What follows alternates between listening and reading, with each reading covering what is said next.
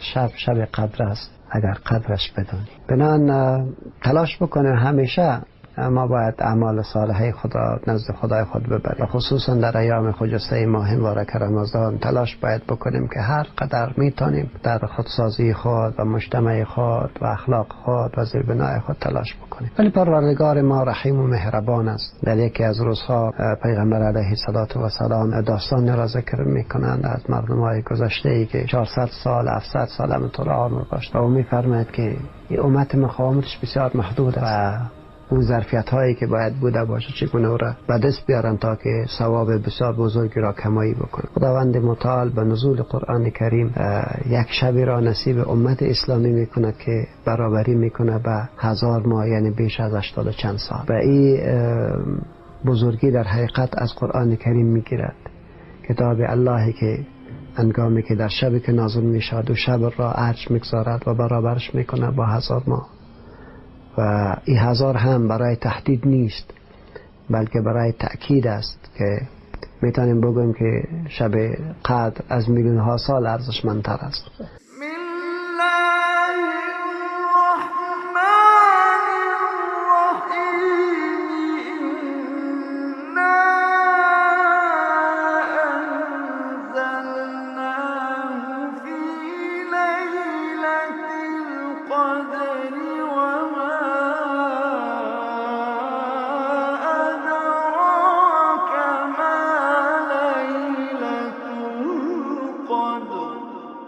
ما آداب شب قدر یا تلاش شب قدر چطور بود؟ اولا یک تخلیه کامل، حقد، حسد، کینه‌توزی، دشمنی در برابر مسلمان، لقمه حرام، از همه چیز خدا فارغ بسازیم، کمر خدا بسته بکنیم.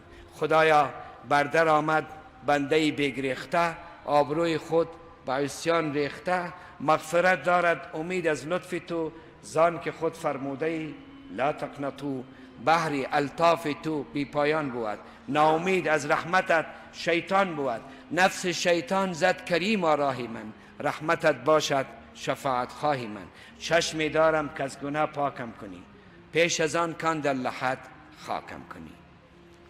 با یک اخلاص دوستای عزیز، با یک اخلاص، با یک امید. الهی تمام عمر و تمام سال در غفلت تیر شد، حالی خبر شدیم که دروازه رحمت و بخشش تو باز شده است. شب قدر، شب بخشش گناهان، شب قدر، شبی که دو شان و شوکت مومن بلند می رود، شبی که قرآن دو نازل می شود از در بیت العزت، از لوح المحفوظ در بیت العزت در آسمان دنیا، شبی که الله جایزه داده است به محمد علیه السلام و به امتش. روزی پیغمبر علیه السلام از مجاهدین امم گذشته یادآور شدند که در امتهای گذشته یک فرد 1000 ماه در راه خداوند جهاد کرد. یاران پیغمبر علیه السلام در مورد دین بسیار حریص بودند. امروز حرص ما در مورد پول است. چطور فلانی با یک شرکت قرارداد کرده بود امسال 5 لک دلار فایده که به لحاظ خدا کجاست، آدرس چه بودی، چطور است، کلانی از یکیست. وقتی که پیغمبر خدا میگه یک مجاهد 1000 ماه جهاد کرد، همگی مبهوت میشوند. خدایا عمرهای ما کم، در روز قیامت چطور امتهای دیگه پیش از امت محمد صلی الله علیه و سلم داخل جنت شوند؟ همگی غمگین میشوند، همگی نگران میشوند. الله جل ذکره سوره مبارکه قدر نازل میکند، انا انزلناه فی لیلة القدر. ما این قرآنی پرعظمت در شبی پرعظمت و پرقدر نازل کرد. و ما ادراک ما لیلة القدر، چه میدانی که شب قدر چیست؟ لیلة القدر خیر من 1000 شهر، شبی که عبادت در آن از عبادت 1000 ماه بهتر است. خب دیگر چه خصوصیاتی است این شب؟ تنزل الملائکه و الروح، پایین می شود جماعی از فرشتگان با قیادت کی؟ روح الامین جبرائیل. سبحان الله، جبرائیلی که به خدمت انبیا می امروز خانه به خانه در خانه های گلی کابلی ها می گرده، افغان ها را می بیند، السلام علیکم، السلام علیکم، السلام علیکم. کسی که به خانه از او جبرائیل بیاید و کسی که به او جبرائیل بگه السلام علیکم، آیا در تمام عمر او بدبخت می شود؟ دوستای عزیز، تنزل الملائکه و الروح فیها، پایین می شود گروهی از فرشتگان به قیادت جبرائیل امین در این شب باذن ربهم، به اجازه پروردگار. کارشان چیز؟ فیها باذن ربهم من کل امر، از تمام شؤون، از تمام آنچه که از طرف خداوند برشان خیری که اجازه داده می شود با خود دارند. سلام سلام سلام. سلام از چی وقت تا چی وقت پروردگار؟ سلام هی حتی مطلع الفجر، از غروب آفتاب و آغاز شب تا به طلوع صبح در خدمت امت محمد مصطفی صلی الله علیه. دوستای عزیز، نگذاریم که شیاطین انس و جن خانه ها را اشغال کنند. والله در خانه‌ای که سریال مبتذل می باشد جبرائیل نمی آید، در خانه‌ای که بدبختی باشد نمی آید. خانه ها را پاک بکنیم، توقف فتیم آنچه که مانی داخل شدن جبرائیل امین می شود. این سعادت و نیکبختی با امت محمد مصطفی صلی الله علیه و سلم. این به این معنا نیست دوستای عزیز که حتما باید در شب لیلة القدر ما تمام شب عبادت کنیم. نه، فاتقوا الله ما استطعتم، به قدر توانتان نماز بخوانید، به قدر توانتان تلاوت قرآن بکنید، به قدر توانتان ذکر بکنید، به قدر توان. اینجا یک التجا میکنیم که پروردگارا زمینه لقمه حلال برای من باز کن. اگر لقمه های من مشکوک است پروردگارا او را در حلال حساب کن. پیش تو مشکل نیست. کجای ما جور است که لقمه من جور باشد؟ اگر از دروازه عدالت به ما پیش بیایی والله به ضربین ما چیزی دیده نمیشه.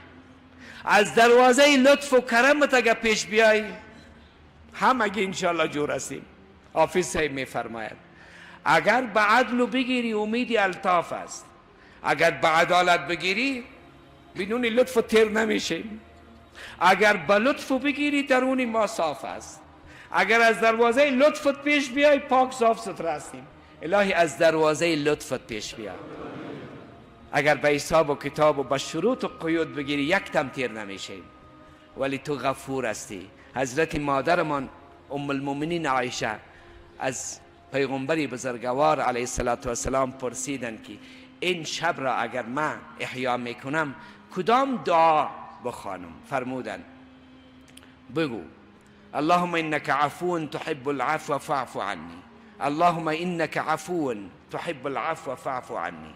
اگر به عربی یادمان نمیاد، در پشتو میگیم، در دری میگیم که پروردگارا تو سخت عفو کننده هستی، زیاد بخشنده هستی و عفو دوست داری. ما است عفو میخوایم در برابر گناه ها. یا الله دیر بخون کی، یا الله دیر بخون کی او بخشش استا صفت دی.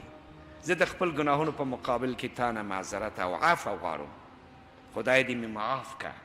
دوستای عزیز، انک عفو، اللهم انک عفو تحب العفو فاعف عني. پیغمبر ما صلی الله علیه و سلم برای ما تشویق میکنه ایامی که غالبا شب قدر در او می باشد، میفرماید که شما او را در اخیر در روزی از رمضان جستجو بکنید. بعد میفرماید که در 10 روز اخیر هم شما در روزهای طاق را جستجو بکنید که روزهای 23 21 و 23 و 25 و 27 و 29 هست. باز در این ایام طاق هم ترجیح میدهد و تأکید بیشتر میکنه سر 27 ماه مبارک رمضان. و حتی ای که رسول علیه السلام به خاطر که بتانه از فیوزات از این ماه بیشترتر استفاده بکند و تمام ایام طاق را او را استیعاب کرده باشد و گرفته باشد، همیشه مبارک اعتکاف می نشست. و اعتکاف در حقیقت امو و هدف اساسیش کسب فیوزات لیلة القدر است و امیدوار هستم که ما مسلمان ها هم چی خواهرای ما چی برادرای ما در مجموع کل رمضان را فرصت و اغتنام بدانند، خصوصا ده اخیر رمضان را که پیغمبر علیه السلام استاد می شد، کمر خود را به عبادت بسته می کرد، خانواده خود را از خواب بلند می کرد و همه را دستور می داد که ایستاده شوین و قرآن بخوانین، نماز بگیرین، استغفار بکنین. لیلة القدر خیر من الف شهر تنزل الملائكة والروح فيها بإذن ربهم من كل أمر